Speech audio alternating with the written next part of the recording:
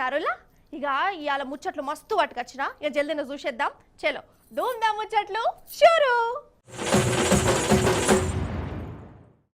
అరే రే, ఎంత బీదోడుల్లా మన కేంద్ర home minister Amit Shah sir అయితే పాపం దశాబ్దాల పాటు రాజకీయాలు చేస్తుండు, రకరకాల పదవులు చేపట్టిండు, కానీ సొంతంగా ఒక్క కారు కూడా కొనుక్కోలేని కడు దయనీయ పరిస్థితులనే ఉండట ఇప్పటికి కూడా.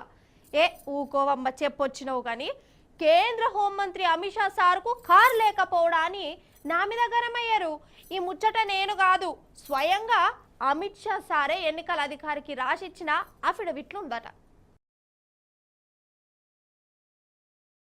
ఆహాహాహాహా, మన కేంద్ర మంత్రి వర్యులు శ్రీమాన్ అమిత్ షా సార్ అంటే ఏందో అనుకుంటారు పడని అపోజిషన్ పార్టీలు, గాని సారు సేవాగుణం ఇప్పటికి బయటపడ్డదుల్లా.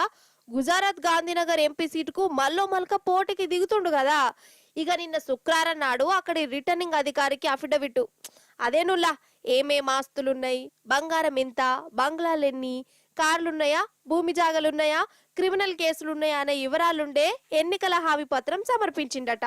ఇక అంట్లా సారుకు ఒట్టి 36 కోట్ల ఆస్తులే ఉన్నాయట. స్థిరాస్తులు 16 కోట్లు, చరాస్తులు 20 కోట్లున్నాయి. ఇక సారోళ్ళింట ఆమెకు 31 కోట్ల ఆస్తులు ఉన్నాయట.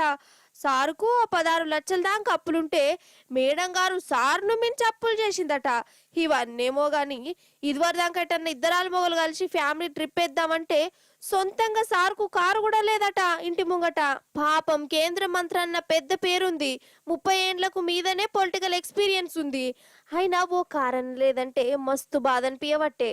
అసలు నిన్నయాల ఊళ్ళో సర్పంచ్కి అంతెందుకు ఓ మున్సిపల్ వార్డు కౌన్సిలర్ కూడా 10-20 లక్షల కార్లు మెయింటైన్ చేయబట్టే. అసంటిది సారుకే కారు లేదంటే ఎంత సింపుల్ గా బతుకుతుండో చూడు. అంటే సారోళ్ళ కొడుకు పేరు మీద, చుట్టాల పేరు మీద ఉన్న ఆస్తుల లెక్క వేరే ఉంటది. అది వేరే అనుకో, ఆయన సమాజ సేవ చేస్తేందుకు సొంత కార్లు ఎందుకు, ఆస్తులు ఎందుకు కదా. అదే ఫార్ములా ఫాలో అవుతున్నట్టుండు సారు కూడా. గ్రేట్ కదా. ఆహా, రికార్డులు సెట్ చేసుట్లనే గాని, సెట్ చేసిన రికార్డులను తిరగ రాసుట్లనే గాని మన తెలంగాణ అబ్కారీ శాఖోళ్ళు చేయి తిరిగిపోయిరుల్లా. ఎండాకాలం వచ్చిందంటే ఆల్ టైం రికార్డులే సెట్ చేసుకుంటా పోతున్నారు. ఇగో మళ్ళీ ఈ తాప కూడా కొత్త రికార్డు నమోదు చేసినట్టు ఇప్పటికే ఏందో చూసేరి. ఆబ్కారీ శాఖల రికార్డు అది కూడా ఎండాకాలంలో అంటే ఇంకేముంటది, చల్లటి బీర్ల సేల్స్లనే. అవు మళ్ళా మల్క రికార్డు కొట్టిరు బీర్ల సేల్స్ ల మన తెలంగాణ అబ్కారోళ్ళు. ఏప్రిల్ 1వ తారీఖు సంది మొన్న 18వ తారీఖు దాకా లెక్క చూస్తే 670 కోట్ల రూపాయల బీర్లు గుంజేసి ఆల్ టైం రికార్డ్ సెట్ చేసిరు. ఇప్పటిదాకా బీర్ల అమ్మకాలల్లా ఇదే ఆల్ టైం రికార్డ్ అట. ఎండలు దంచిగొట్టుడు, సెలవులు ఎక్కువ, పండుగలు, పెండ్లీలు, దావతుల సీజన్ ఉండు, అండ్లింకా ఓట్ల సీజన్ షురు అవుడు, అన్ని కలిసి వచ్చినాయి బీర్ల అమ్మకాలకు.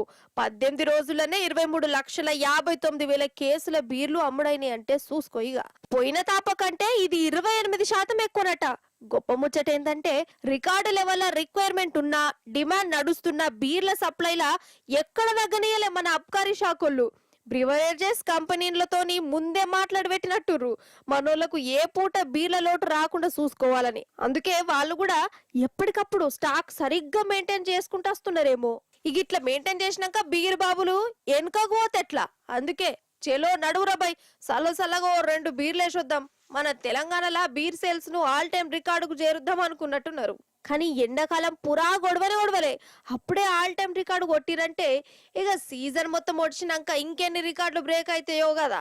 అది మన తెలంగాణలో తాగుడుకున్న రేంజ్. అంటే తున్కల కూరలకైనా తాగుడుకైనా తగ్గేదేలే. పంతుల మీద కుళ్ళు జోకులేసుడు, కామెంట్లు చేసుడు కామనైంది నడుమ. కానీ కొన్ని సినిమాలలో కూడా పంతుల మీద జోకులు, సెటర్లేసుడు చేస్తున్నారు. సరే ఆడికైతే ఓకే, కనిగో ఊకుంటున్నారు కదా అని ఎంత ఓవర్ చేసురో చూడురో తానా. పంతుళ్ళ మీద కుళ్ళు జోకులేసుడు, కామెంట్లు వేసుడు కామన్ అయిపోయింది నడమ. కొన్ని సినిమాలలో కూడా పంతుళ్ళ మీద జోకులు, సెటైర్లేసుడు చేస్తాన్రు.